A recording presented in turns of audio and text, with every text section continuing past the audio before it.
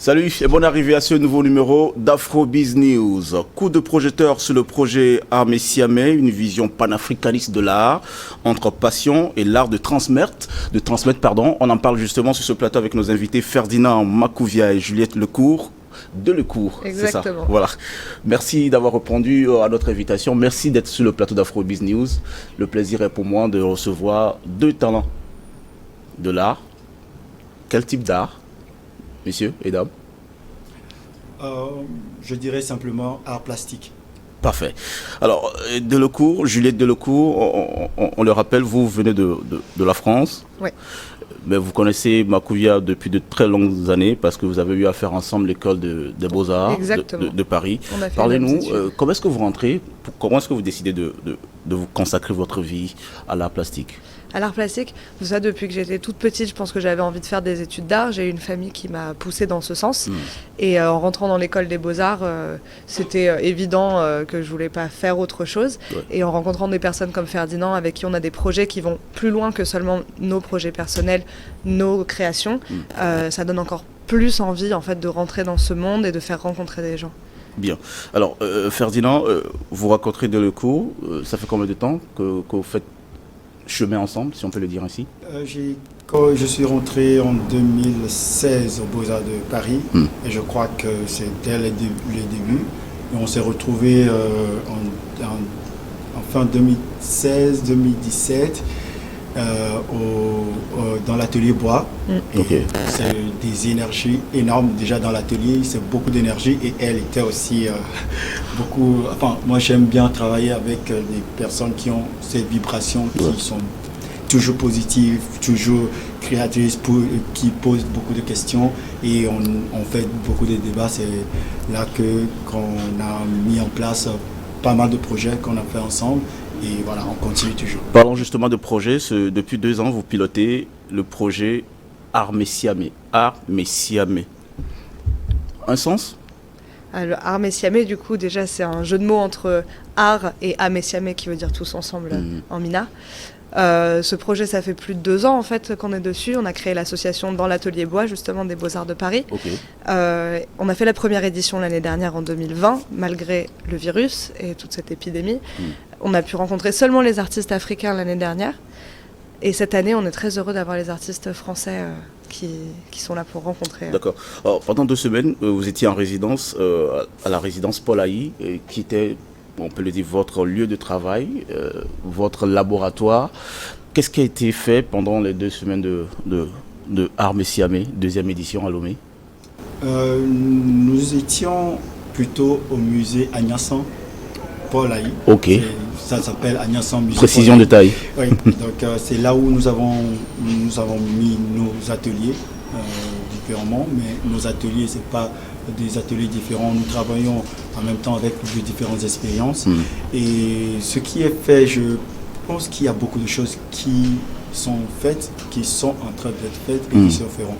Donc je peux parler, peut-être citer des impressions, des sculptures, des peintures, etc., etc. Il y a beaucoup de... Mais ce sur quoi nous misons, c'est surtout la conversation ou la communication entre les artistes qui crée plutôt une autre forme d'éducation où ils s'envoient des énergies différentes et ils essayent de créer ensemble. C'est ça sur quoi nous... Créer justement, on le disait en début de cette émission, un brassage aussi culturel entre le Togo et puis la France, parce qu'il y a des artistes français et togolais qui étaient sur cette résidence-là. Alors l'idée, c'est quoi derrière Armé Siamais? C'est brassage ou forcément un message à véhiculer? Peut-être Juliette? Oui, Juliette. Alors, je pense que c'est les deux. En même temps, en termes de message, je pense que de toute façon, tout est politique et en même temps, on ne veut pas rentrer dans la politique, on veut aussi faire les choses de façon naturelle. L'idée, c'est quand même de rencontrer des êtres humains, en fait, au départ. Okay. Hommes, femmes, autres, tout le monde doit se rencontrer, échanger et comprendre comment on fonctionne au-delà des frontières. D'accord. Alors pendant 2 semaines, vous avez eu énormément à travailler. Les résultats de ce que vous avez eu à faire, comment est-ce qu'on fait? Tout le monde a accès à ces résultats-là, tout le monde peut aller voir tout ce que vous avez eu à faire. Pendant les 2 semaines, tout le monde peut rentrer au musée Tout le monde peut pousser la porte du musée, venir voir ce qu'on fait, discuter avec nous. On a eu pas mal de monde qui est passé déjà. Et bien sûr, le vernissage c'est plutôt une restitution parce que 2 semaines de résidence, c'est très court. Ouais. Donc l'idée, c'est pas de montrer des œuvres finies, mais de montrer un processus de création et d'échange. Et du coup, la restitution commence à 17h demain, vendredi 19, et tout le monde est invité. Parfait.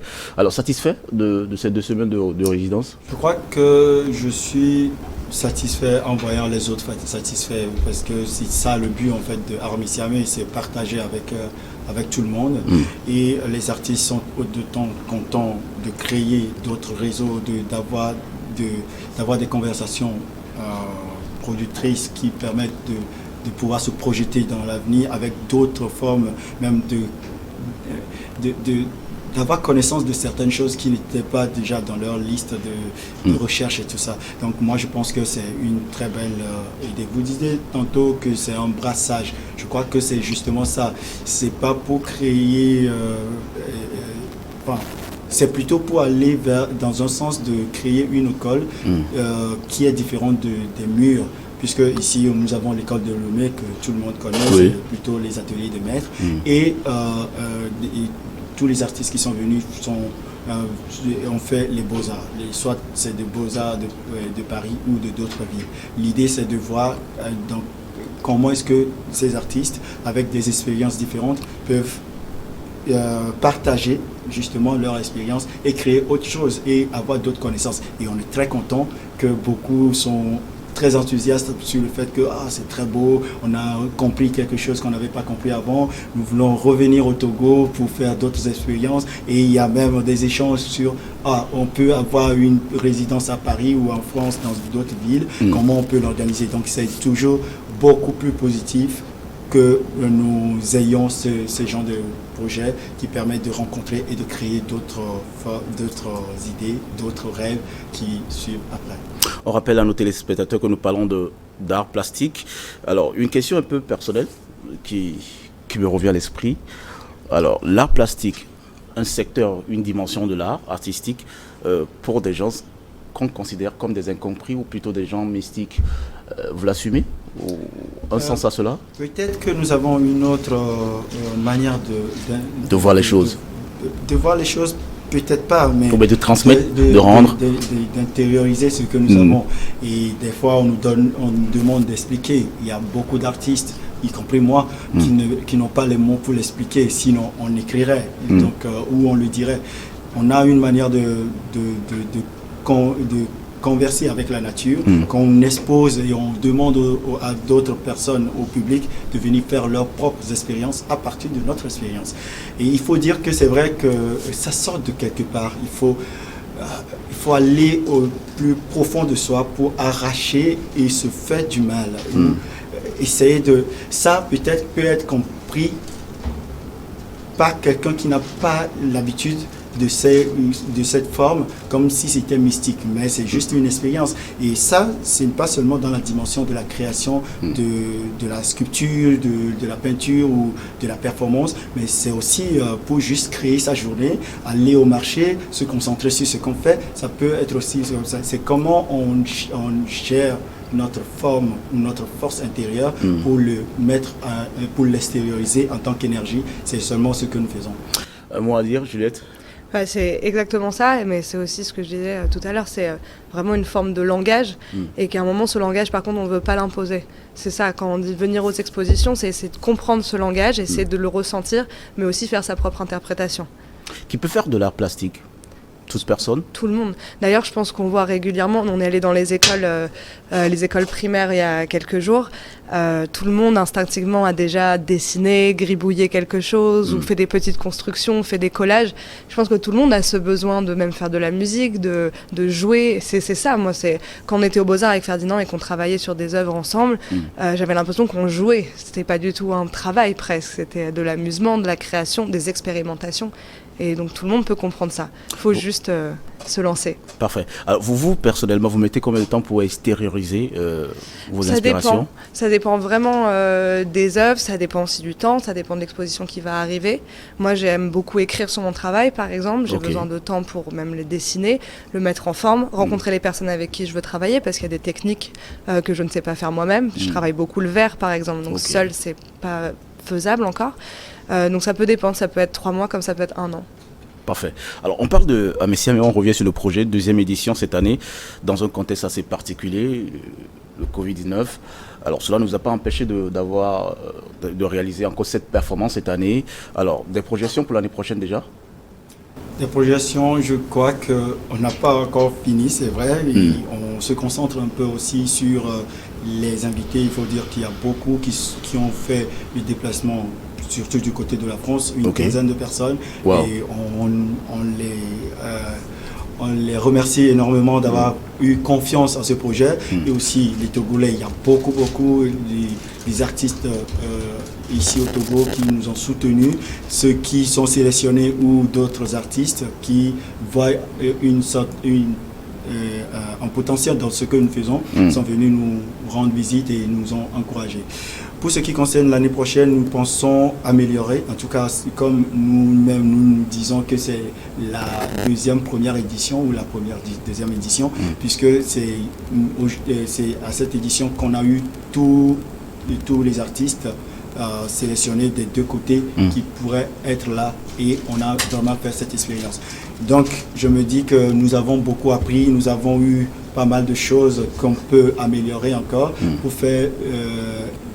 pour avoir un événement extraordinaire l'année prochaine.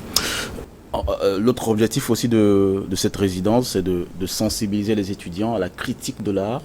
Alors cet objectif, il a été atteint finalement. Les étudiants, vous avez eu reçu de l'adhésion? Oui, on a un workshop d'écriture en parallèle du workshop artistique avec l'historienne de l'art Zoé Ponty qui fait un travail absolument merveilleux. Elle a une dizaine d'étudiants qui viennent de différentes universités à Lomé en école de journalisme et communication qui sont en train actuellement là de finir le catalogue d'exposition pour demain. Ils ont écrit des très beaux textes, ils ont interrogé, échangé avec les artistes sur place. Donc oui, je pense que c'est une vraie réussite et ça permet aussi pour ces jeunes étudiants de se rendre compte de tous les métiers possibles aussi autour de l'artiste, parce que l'artiste seul en fait il peut pas exister, il a besoin du critique d'art, il a besoin du journaliste, il a besoin du commissaire d'exposition, et c'est aussi à ça que sert la résidence Armesiame. Armesiame est résidence typiquement mixée entre l'Occident et l'Afrique. Pourquoi la destination Togo? Pourquoi pas le Sénégal par exemple? On sait, Makouvia, vous êtes Togolais, en même temps les 2 ans Armesiame se passe au Togo, pourquoi pas au Bénin par exemple? Je crois que le choix du Togo était aussi parce que Togolais. Je suis Togolais et que j'étais au Beaux-Arts, et l'idée était, quand je discutais avec mes camarades de l'atelier Bois, qui devient atelier ATI, l'association dans laquelle vous travaillez le bois? Je travaille sur beaucoup de matériaux. Mais nous avons plusieurs ateliers au Beaux-Arts où on peut faire des expérimentations. Donc il y a l'atelier bois, surtout avec le prof de l'atelier qui est même présent, qui est venu pour pouvoir suivre ici à Lomé comment est-ce que tout se passe, parce qu'il était à la jeunesse de ce projet. Donc pour dire que ce choix était venu tout de suite quand on a commencé par parler de faire quelque chose entre les Beaux-Arts ou la France ou les artistes européens et l'Afrique. Le choix était déjà déterminé. Aussi parce que je viens de l'école de Lomé, comme je vous le dis souvent, c'est que nous n'avons pas d'école de Beaux-Arts et nous avons beaucoup de potentialités et beaucoup de jeunes qui aujourd'hui font des recherches dans plusieurs domaines, mais après on peut aussi les soutenir. Pourquoi pas au Sénégal? Je crois que le Sénégal a déjà beaucoup d'activités qui se passent, et le Togo, je crois qu'il y a beaucoup d'activités certes, mais plus d'activités ferait qu'on pourrait avoir beaucoup plus de visibilité pour les artistes et pour la scène contemporaine.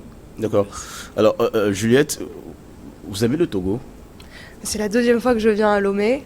J'ai un petit peu voyagé aussi à Palimé et à Togoville et je suis très très heureuse de revenir ici à chaque fois, de retrouver les personnes, de retrouver les lieux.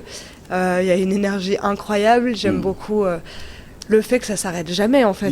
Midjo, Ezo. Alors, si vous aimez tant le Togo, serez-vous prête à rester pour toujours? Pour toujours moi j'aimerais vivre partout dans le monde, donc il va falloir que je fasse des choix. D'accord. Mais le Togo sera une de mes résidences. Et depuis votre arrivée, 2 semaines que vous êtes là, c'est ça? Plus, bientôt 1 mois. Bientôt 1 mois. Qu'est-ce que vous appréciez plus en termes de main, d'ambiance, en termes de... Alors moi j'adore danser, donc déjà ici c'est super. Okay. Vous avez mangé quoi depuis que vous êtes là? Alors mon plat préféré je crois que c'est Atcheke. Atcheke? Bah, tu m'as dit Non, c'est pas du tout. Atcheke et Abobo c'est mes préférés. Abobo Ouais. Abobo, J'ai fait une sculpture qui s'appelait Abobo pour une exposition il y a 6 mois, avec que des escargots. Alors, on le rappelle, vos expositions, on peut les retrouver où exactement pour le grand public, je veux dire? Demain, vendredi 19 novembre 2021, on est ouvert à partir de 17h. D'accord. Les artistes sont prêts à vous livrer leurs secrets, leurs expériences. Venez nombreux, venez et on va discuter avec tous les artistes sur place et aussi les invités qui sont venus. Parce que, comme disait Juliette, pour l'atelier d'écriture, il y a certaines personnalités qui sont venues uniquement pour donner des cours et partager leur expérience avec les étudiants qui sont dans l'atelier. Okay. Donc ils sont venus, il y en a certains qui viennent aujourd'hui pour 2 jours. Donc vous pouvez imaginer le degré d'importance de partager cette expérience avec tout le monde. Parfait. Nous, on pourrait que souhaiter gros succès à ce projet, Armé Siamé. On espère voir l'acte 3 très bientôt. Merci à vous également d'être passé sur ce plateau. Ça passe très vite, 15 minutes d'interview. Satisfaite, Juliette? Oui, c'était très très bien. Un très bon moment, merci. Très bien, merci beaucoup. Nous vous remercions pour votre invitation et votre soutien. Et on serait toujours heureux de venir partager avec vous et les téléspectateurs. Parfait. Juliette, vous particulièrement, vous avez dit tout à l'heure que vous aimez danser. Vous avez dansé au Togo? Vous continuez pas à danser d'ailleurs? Oui, vous aimez la musique donc? Exactement. Ok. Mais je ne vais pas danser ce soir. Vous aussi, vous aimez la musique? On danse tout le temps. Quel artiste togolais vous inspire ou bien vous le savez, déjà il y a Toufan qui nous fait, tout le monde, Toufan. Déjà, mais sinon il y a beaucoup d'artistes.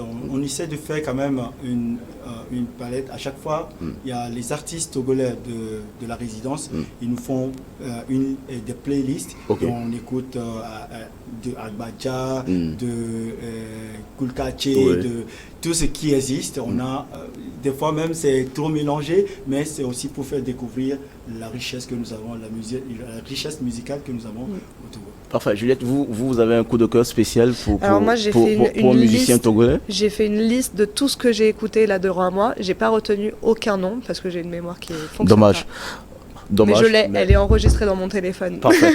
Donc, continuez pas à écouter la musique togolaise. Oui. Mesdames et messieurs, on se sépare justement en extrait de clip vidéo.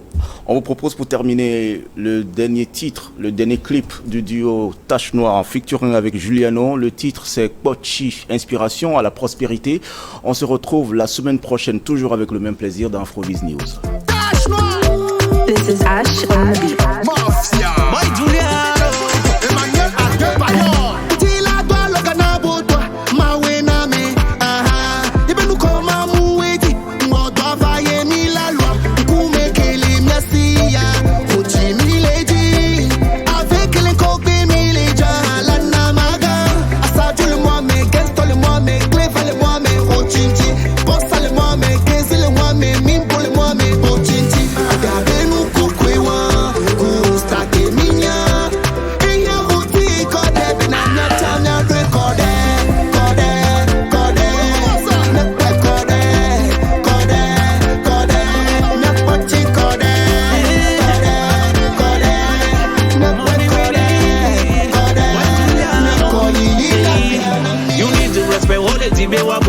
Problem of money.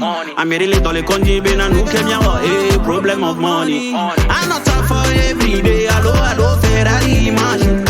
À toi, oui, à Noémie. Allo, à nous, à Miami, faut choisir. Qui a dit, et l'argent ne fait pas les bonnes.